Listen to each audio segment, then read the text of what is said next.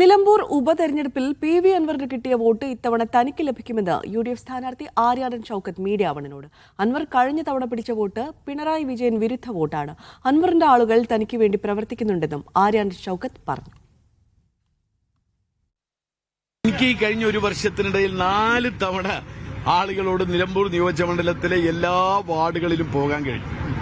ഞാൻ ആദ്യം വോട്ട് ചോദിച്ചു പോയി, അതേപോലെ നന്ദി പറയാൻ പോയി, അത് കഴിഞ്ഞിട്ട് പഞ്ചായത്ത് ഇലക്ഷന് വോട്ട് ചോദിക്കാൻ പോയി.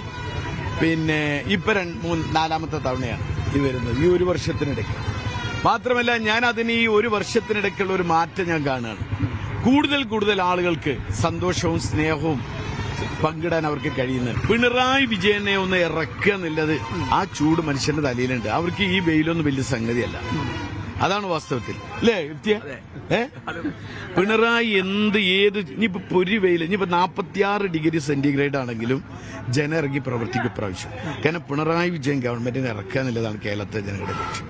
കഴിഞ്ഞ ബൈ ഇലക്ഷനില് പി.വി. അൻവറിന് കിട്ടിയ വോട്ട് താങ്കൾക്ക് കിട്ടും. പി.വി. അൻവർ ഇപ്പോൾ യു.ഡി.എഫിന്റെ ഭാഗമാണല്ലോ. സ്വാഭാവികമായിട്ട് കിട്ടുമല്ലോ.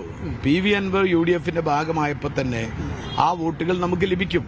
മാത്രമല്ല പി.വി. അൻവർ കഴിഞ്ഞ പ്രാവശ്യം പിടിച്ച വോട്ടെന്ന് പറയുന്നത് അത് പിണറായി വിജയൻ വിരുദ്ധ വോട്ടാ. ആ വോട്ട് സ്പ്ലിറ്റ് ചെയ്യുക ചെയ്തത് കഴിഞ്ഞ പ്രാവശ്യം. ഇപ്രാവശ്യം അതില്ല. ആ വോട്ടും കൂടി നമ്മളെ കൂടെ ചേരുകയാണ്.